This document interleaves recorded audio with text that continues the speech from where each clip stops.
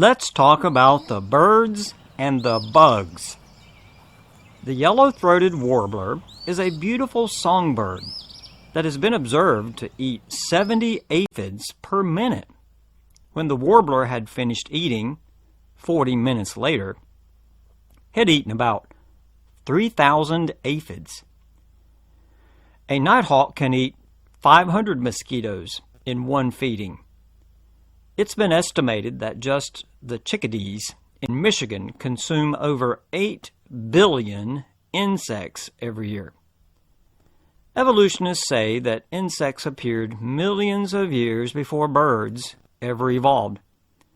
If birds were not here to eat insects, they would have filled the world and destroyed all its plants.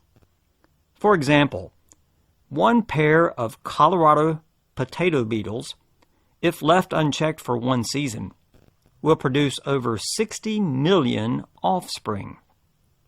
One female fly, if left unchecked for the summer, will have 143,975 bushel baskets of offspring.